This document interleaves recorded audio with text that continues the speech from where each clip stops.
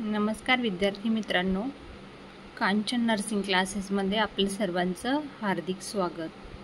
तर आपण mental health nursing या सब्जेक्टबद्दल की आपल्या जे आपण काही डाऊट आहे त्याबद्दल थोडंफार जाणून घेण्याचा प्रयत्न करत आहोत. जसं की आपल्या खूप साऱ्या स्टुडंटला आपल्या क्युरी असतात की याचा अर्थ काय असेल किंवा हा टॉपिक कसा इझी लँग्वेजमध्ये समजून घेता येईल, तर तो समजून सांगण्याचा मी इथे प्रयत्न करत आहे.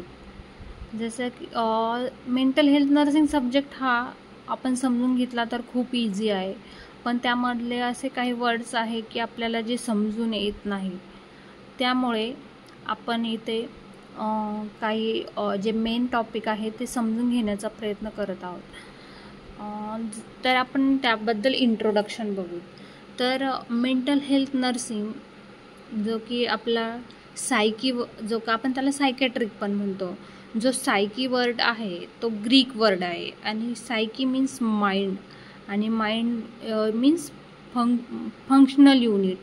तर हो माइंड आहे तर तो काय आहे, एक फंक्शनल युनिट आहे, म्हणजेच कार्यात्मक घटक आहे. त्यानंतर आपण सायकी प्लस इयाट्रिया, तर जसं की आपण सायकॅट्री म्हणतो सब्जेक्ट मेंटल हेल्थ नर्सिंगला, तर सायकॅट्रीमध्ये काय केलं जातं, तर मेंटल इलनेसचा स्टडी केला जातो. सायकॅट्रीमध्ये काय केला जातो, तर जो मानसिक आजार आहे त्याच्याबद्दल काय केला जातो, अभ्यास केला जातो. तर आता तुम्हाला सायकॅट्रीलाच आपण मेंटल हेल्थ नर्सिंग सब्जेक्ट म्हणतो, पण तुम्हाला सायकॅट्री म्हणजे तर कळालं की मेंटल इलनेसचा त्यामध्ये अभ्यास केला जातो, म्हणजेच मानसिक आजाराचा अभ्यास केला जातो. देन मग सायकोलॉजी म्हणजे काय, तर सायकोलॉजी म्हणजे स्टडी ऑफ ह्युमन बिहेवियर.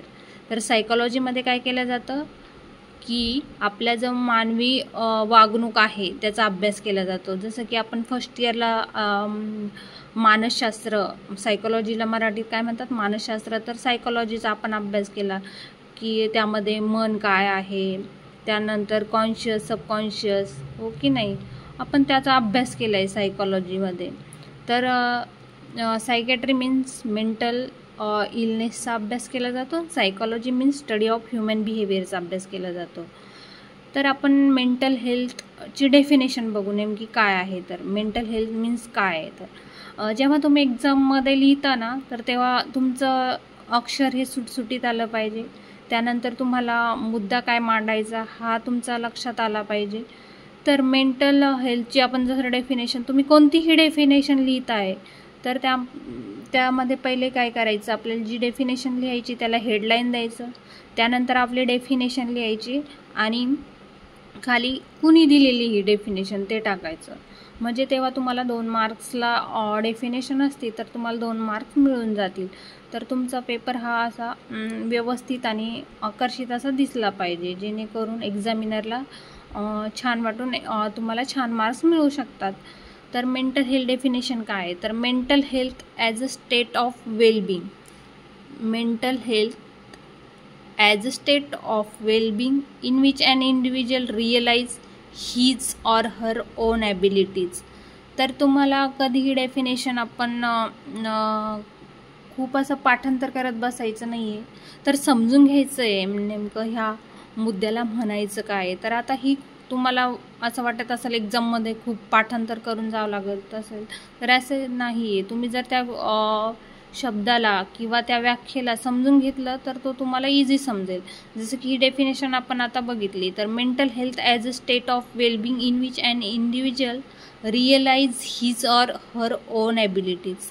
म्हणजे जो मेंटली हेल्दी व्यक्ती आहे तर त्या व्यक्तीला काय असतं, रिअलाइज म्हणजे माहिती असतं स्वतःच्या क्षमता काय आहे. तर हा झाला फर्स्ट पॉईंट डेफिनेशनमधला, की तो व्यक्तीला स्वतःच्या क्षमता माहीत असतात आणि तो can cope with normal stresses. तर आपल्या लाईफमध्ये जो पण स्ट्रेस असतो, ताणतणाव असतो, त्याला काय करतो, सामोरं जातो. म्हणजे त्यापासून पुढं जो पण आपल्या जीवनामध्ये जे पण ताणतणाव आले त्याला आपण दूर करून आपल्या लाईफमध्ये पुढं वाटचालीस सुरुवात करत असतो. हे झालं सेकंड पॉईंट. नंतर third, can work productively and able to make a contribution to his or her own community. तर तो व्यक्ती काय करतोय की आपलं एक चांगलं कार्य करून आपल्या समाजामध्ये काय करतोय, वर्चस्व निर्माण करण्याचा प्रयत्न करतोय. ही 3 मुद्दे ह्या डेफिनेशनमध्ये आले. तर ही डेफिनेशन WHO दिलेली आहे, मेंटल हेल्थ डेफिनेशन. तर यामध्ये हे बघा 3च पॉईंट आहे, तुम्ही इझी लक्षात ठेवू शकता की मेंटल हेल्थ हे काय. तर याच्यामध्ये इंडिव्हिज्युअल व्यक्तीला रिअलाइज होत असतं की स्वतःच्या क्षमता काय. देन सेकंड पॉईंट हा आला याच्यामध्ये की तो नॉर्मल स्ट्रेसला कोप करतो, म्हणजे सामोरे जातं आपल्या लाईफमधले स्ट्रेसला दूर करून. नंतर थर्ड नंबरचा पॉईंट आहे की तो व्यक्ती काय करतो, आपल्याला समाजामध्ये एक चांगलं कार्य प्रस्थापित करून समोर जात असतो आपल्या लाईफमध्ये. हे झाले 3 पॉईंट मेंटल हेल्थ डेफिनेशनचे. कळालं? तर हे तुम्ही असं इझी प्रकारे तुम्ही त्याला डिवाइड करून आपण लक्षात ठेवू शकतो, जेणेकरून तुम्हाला एक्झाममध्ये हा प्रश्न आला किंवा प्रश्नही नाही आला तरी आपल्याला माहीत पाहिजे नेमकं मेंटल हेल्थ म्हणजे काय, मानसिक आरोग्य म्हणजे काय. जेव्हा आपण कोणत्याही क्षेत्रामध्ये किंवा कुठेही जाईन तर आपल्याला समोरच्याची मानसिकता काय आहे हे ओळखता आलं पाहिजे ॲज अ नर्स म्हणून. त्याच्यामुळे मेंटल हेल्थची ही झाली डेफिनेशन. नंतर characteristics of mentally healthy person, म्हणजे वैशिष्ट्य काय आहे मानसिक आरोग्यदायी व्यक्तीचे. तर हा प्रश्न तुम्हाला 5 मार्काला पडतो GNM किंवा BScला. तर त्यामधला फर्स्ट जो हे आहे टॉप मुद्दा म्हणता यामध्ये, तर he has an ability to make adjustment. तर जो पण मानसिक आरोग्यदायी व्यक्ती आहे त्याला काय असतं, मेक ॲडजस्टमेंट, म्हणजे तो जिथं जाईल तिथं त्याला समायोजन करण्याचं काय असतं, क्षमता असतं. जसं की आता तुम्ही आपण जो पहिला सिलेबस 10वीपर्यंतचं आपण जो शिक्षण असतं तो आपण 10वीपर्यंत आपण आपल्या ग्रामीण पातळीवर किंवा आपल्या जिथं पण आपल्याला जवळ पडेल त्या शाळेमध्ये शिकत असतो. पण आपल्याला जर उच्च शिक्षण घ्यायचं आहे तर आपण काय करतो, उच्च शहराकडे जाण्याचा प्रयत्न करतो. तर तेव्हा तुम्ही आपलं आईवडिलांना सोडून जसं की दूर जातात, तर तिथं तुम्ही ॲडजस्ट झाला तर तुम्ही छान अभ्यास करून उच्च पातळीवर जाऊ शकतात, तुम्ही चांगलं शिक्षित मोठं शिक्षण घेऊ शकतात. पण तुम्ही जर त्या ठिकाणी तुम्ही ॲडजस्ट नाही झाला तर आपण पुढचं आयुष्यातलं शिखर नाही गाठू शकत. म्हणून कोणत्याही व्यक्तीमध्ये जो मेंटली हेल्दी व्यक्ती असतो त्याला आपल्या क्षमता असतात की आपण ॲडजस्ट होण्याचं. जो व्यक्ती ॲडजस्ट झाला तो लाईफमध्ये सक्सेस झाला. म्हणून हा फर्स्ट मुद्दा दिला आहे की ॲबिलिटी टू मेक ॲडजस्टमेंट, त्या व्यक्तीमध्ये की आपण ॲडजस्ट होण्याची क्षमता असते. हा झाला फर्स्ट पॉईंट. नंतर then second point, he has a sense of personal worth, म्हणजे त्या व्यक्तीला स्वतःचं मूल्य असतं. सेकंड पॉईंटमध्ये काय सांगितलं, ही has a sense of personal worth, त्या व्यक्तीला स्वतःचं मूल्य असतं. खूप सारे व्यक्ती असतात की ज्यांना सर्व गोष्टी असून सुद्धा मग ते स्वतःला मूल्य देत नाही. जसं की माझ्यामध्ये ही कमतरता आहे, माझ्यामध्ये ही कमी आहे, माझ्याकडं आर्थिक मी माझ्या घरून गरजा पुरू शकत नाही, त्यामुळे ते समोर जाण्याचा प्रयत्नच करत नाही. पण जर स्वतःला आपण मूल्य दिलं की नाही मी हे करू शकतो, आय कॅन डू इट, तुम्ही असं मनाशी ठरवलं तर आपण कोणतीही गोष्ट पूर्ण करू शकतो. म्हणून आधी स्वतःला मूल्य देणं खूप गरजेचं आहे. स्वतःमध्ये निगेटिव्ह न राहता पॉझिटिव्ह ठेवणं खूप गरजेचं आहे. तर हे सेकंड पॉईंटमध्ये सांगितलं आहे की ही has a sense of personal worth, त्या व्यक्तीला स्वतःचं काय पाहिजे, मूल्य पाहिजे. जेव्हा आपण आपल्या स्वतःला मूल्य दिलं तरच आपण पुढे काहीतरी करू शकतो. हे झालं सेकंड नंबरचा पॉईंट, जो की मेंटली हेल्दी पर्सनमध्ये सेकंड की तो व्यक्तीमधलं वैशिष्ट्य आहे, सेकंड नंबरचा पॉईंट. नंतर third, he solves his problem largely by his on effort and makes his on decision. तर मानसिक आरोग्यदायी व्यक्ती जो आहे तो काय करतो, आपल्या समस्यांना सोडवतो की स्वतःच्या एफर्टनं आपल्या ज्या पण जीवनामध्ये समस्या येतात त्याला काय करतो, तो सोडवतो आणि स्वतः डिसिजन घेतो. की आपल्या लाईफमध्ये खूप सारे असे छोटे छोटे कधी मोठे प्रॉब्लेम येतात, पण जो मेंटली हेल्दी व्यक्ती असतो तो काय करतो, आपल्या त्या समस्यांना कसं सोडवायचं आणि आपलं स्वतः त्यामधून कोणता योग्य डिसिजन घ्यायचा हे त्याच्यामध्ये कॅपॅसिटी असते, क्षमता असते. हा झाला 3 नंबरचा मुद्दा की तो व्यक्ती काय करतो, स्वतःच्या समस्यांना स्वतः एफर्ट करून वेगवेगळे प्रयत्न करून काय करतो, आपल्या समस्या सोडवतो आणि स्वतः निर्णय घेतो की काय करावं, काय योग्य काय अयोग्य. आपल्या जीवन जगताना आपल्याला खूप साऱ्या अशा समस्या येतात की आपल्याला त्यावेळेस समजत नाही की मी हा निर्णय घ्यावा की तो निर्णय घ्यावा. पण जो व्यक्ती शांततेत बसून की मला काय योग्य वाटेल, मी हे करू की ते करू, जसं की कॉन्फ्लिक्ट म्हणतो आपण, तर त्या कॉन्फ्लिक्टमधून तो सामोरं जातो की आपण त्या प्रॉब्लेमला दूर करून आपल्या आयुष्यामध्ये समोर जात असतो. हा झाला तुमचा थर्ड नंबरचा पॉईंट, जो की मेंटली हेल्दी पर्सन की आपल्या समस्याही सोडवतो आणि योग्य निर्णयही घेतो. देन 4 नंबरचा point, he has a sense of personal security. तर त्या व्यक्तीला ही has a sense of personal security and feel secure in a group. तर तो व्यक्ती काय करतो, त्याला स्वतः असं सेक्युर वाटतं की आपल्या कोणत्याही ग्रुपमध्ये. जसं की आता तुम्ही एखाद्या क्लासमध्ये किंवा कॉलेजमध्ये तुम्ही तिथं 2 वर्ष राहिलात किंवा 3 वर्ष राहिलात, तर तुमचे फ्रेंड होतात आणि एकदम तुम्ही सोडून दुसरीकडे गेला तर तिथं तुम्हाला अनसेक्युर फील होतं की माझं कोणी इथं ओळखीचं नाही आहे, मी इथं राहू शकेल का. अशा गोष्टी असतात की आपण एकदम नवीन ठिकाणी कुठेही गेलं, एकदम जसं की आपण एकदम अनोळखी पाहुण्यांकडे गेलो की तिथं तुम्ही एकदम बोलू शकत नाही, आपले एकदम मनातल्या भावना मांडू शकत नाही. का बरं, की आपल्याला तिथं कोणी आपल्याला ते अनोळखी वाटतात, अशा गोष्टी असतात. पण जो मेंटली हेल्दी पर्सन असतो तो काय करतो, आपल्या ज्या ग्रुप आहे त्यामध्ये काय करतो, आपल्या सिक्युरिटी निर्माण करतो की मी इथं सुरक्षित आहे, मी ह्या गोष्टी ज्या पण ह्या ग्रुपमध्ये आहे त्या मी सॉल्व करू शकतो, ह्या ग्रुपमध्ये मी ॲडजस्ट होऊ शकतो. त्यामुळे तो व्यक्ती काय करतो, he as a sense of personal security, त्याला स्वतः मी सेक्युर आहे, मी सुरक्षित आहे असं त्याला माहिती असतं. देन 5 नंबरचं point, he has a sense of responsibility.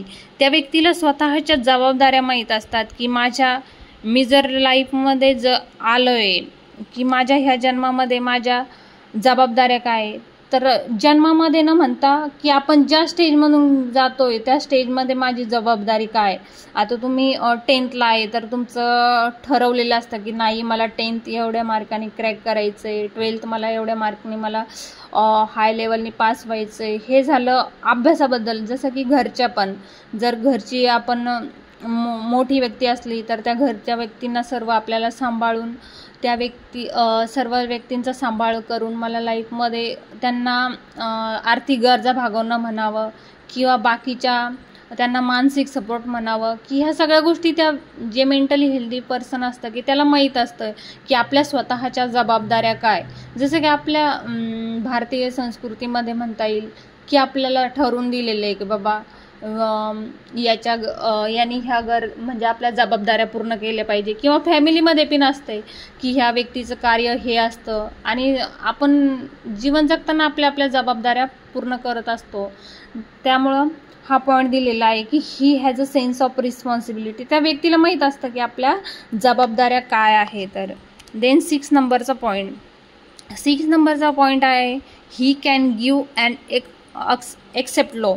तर तो व्यक्ती प्रेम देऊही शकतो आणि घेऊही शकतो. जसं की आपण म्हणतो की आमचा हा व्यक्ती खूप चांगला आहे, तो सर्वांशी प्रेमाने वागतो. त्यामुळे जो व्यक्ती सर्वांशी प्रेमाने वागतो, ऑब्विसली लोक पण त्यांना प्रेमाने वागतात, हो की नाही. तर हा झाला की 6 नंबरचा पॉईंट, की तुम्ही दुसऱ्यांशी प्रेमाने वागले, सर्वांशी प्रेमानं वागले तर ते पण तुमच्यासोबत प्रेमानं वागेल. जर एखादा व्यक्ती आहे की तो दुसऱ्यांशी मिक्स होत नाही, एकटा राहतो किंवा तो कोणाला बोलत नाही, तर त्यालाही कोणी बोलत नाही. अशा गोष्टी असतात ज्या की यामध्ये सांगितलेलं आहे की मेंटली हेल्दी पर्सन जो आहे तो काय करतो, इतरांनाही प्रेम देतो आणि स्वतःला सुद्धा प्रेम एक्सेप्ट करतो. Then 7 number point, he lives in a world of reality rather than fantasy. जर जो व्यक्ती मेंटली हेल्दी पर्सन आहे तर तो सत्यतेवर जगतो, ना की फॅन्टॅसीमध्ये, हो की नाही. एखादं आपण आहे की काहीच न करता फक्तच फॅन्टॅसीमध्ये जगत राहिलो की नाही, तुम्ही तर कार्य कोणतंही करत नाही आणि तुम्ही जर ठरवलं की नाही हे कार्य मी न करताच पूर्ण होईल, जसं की आपल्याला एखाद्या दिवशी कंटाळा आला की नाही मग एवढा अभ्यास नाही एवढा माझा अभ्यास आपोआप होऊन गेला, तर जसं की मी असं फक्त पुस्तक माझ्याजवळ ठेवलं आणि हे पूर्ण जर एकदम माझ्या डोक्यामध्ये शिरून गेलं, तर ह्या गोष्टी आपण फॅन्टसीमध्ये जगतो. तर असं न जगता जर तुम्ही अभ्यास केला स्वतः अभ्यास केला तेव्हाच तुम्ही त्या तो अभ्यास तुम्ही समजू शकता, हो की नाही. तर असं प्रत्येक गोष्टीमध्ये असतं की तुम्ही रिॲलिटीवर जगायला पाहिजे, जी ना की फॅन्टसीमध्ये. जो सत्यता आहे ती सत्यता आहे. तर जो मेंटली हेल्दी पर्सन आहे तो काय करतो, रिॲलिटी सत्यतेवर जगतो, ना की फॅन्टसीमध्ये. देन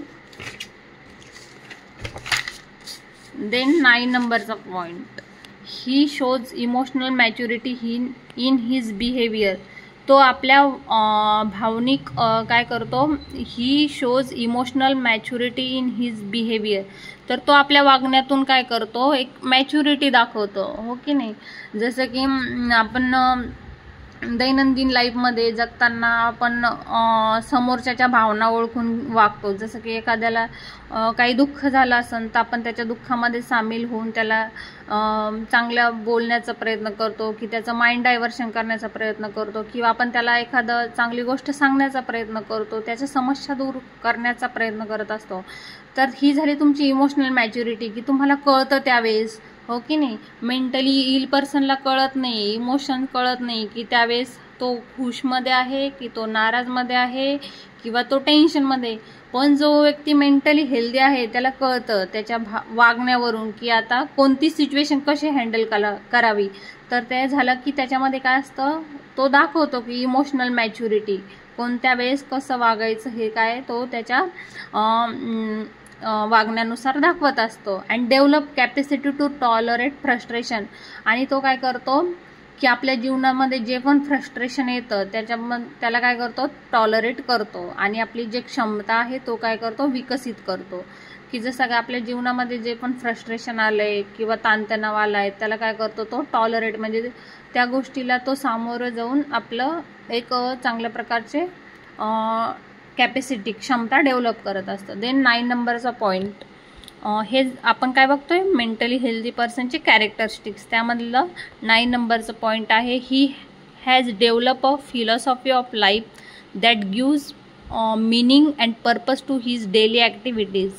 तर हा मेंटली हेल्दी पर्सन काय करतं, तर आपलं एक तत्त्वज्ञान विकसित करतो आपल्या जीवनामध्ये. आणि काय करतो, एक मिनिंग म्हणजे एक अर्थ आणि उद्देश प्राप्त करतो आपल्या जीवनाला. आपण जसं की आपण जीवनामध्ये आलोय तर आपण डेली आपलं काही ना काही रोज काही चांगलं कर्तव्य करत असतो. आणि असं कर्तव्य करतच आपण एक आपल्या जीवनाला काय करतो, एक तत्त्वज्ञान विकसित करतो आणि आपल्या जीवनाला एक अर्थ आणि उद्देश प्राप्त करण्याचा प्रयत्न करत असतो. हा झाला 9 नंबरचा point. Then 10 number point, live a well balance life of work. आणि आपल्या कार्यातून एक काय करतो, तो संतुलित जीवन जगण्याचा प्रयत्न करत असतो. हे आपल्या मेंटली हेल्दी पर्सनचे 10 कॅरेक्टरिस्टिक्स आहे, जे की तुम्हाला इंग्लिशमध्ये नवीन जे GNMचे स्टुडंट असतात, BSCचे स्टुडंट असतात, जे की काही मराठी माध्यमामधून आलेले असतात, ज्यांना की इंग्लिशचे अर्थ कळत नाही, तर त्यांनी काय करायचं, जेव्हा मी समजून सांगते तेव्हा तुम्ही आपल्या मराठीमध्ये मुद्देवर आपले point, first point, second point त्यांना म्हणायचं काय हे लिहून घ्यायचं. आणि जर तुम्ही तो फर्स्ट पॉईंट लिहिला आहे तर त्या पॉईंटमध्ये तुम्ही त्या पॉईंटबद्दल सर्व माहिती लिहू शकता. असे करत तुम्ही 10 पॉईंट लिहिले आणि त्याच्यामध्ये छान खूप सारी त्याबद्दलची व्यवस्थित माहिती लिहिली तर तुम्हाला छान मार्क्स पडेल. तर अशा पद्धतीने हे मी तुम्हाला 10 कॅरेक्टरिस्टिक्स शिकवले आहे. जर कुणाला यामध्ये काही डाऊट असला तर तुम्ही त्यामध्ये कमेंट करू शकता. आणि ही माझी एक छोटीशी सुरुवात आहे. जर तुम्हाला यामध्ये काही समस्या वाटल्या किंवा तुम्हाला कोणता टॉपिक इम्पॉर्टंट वाटतो हे जे की तुम्ही ते शेअर करू शकता. आणि आपण अशाच पद्धतीनं छोटे छोटे टॉपिक घेऊन जे की तुम्हाला मेंटल हेल्थ नर्सिंगमधले काही टॉपिक समजत नसेल तर आपण यावर डिस्कशन करू शकतो. धन्यवाद.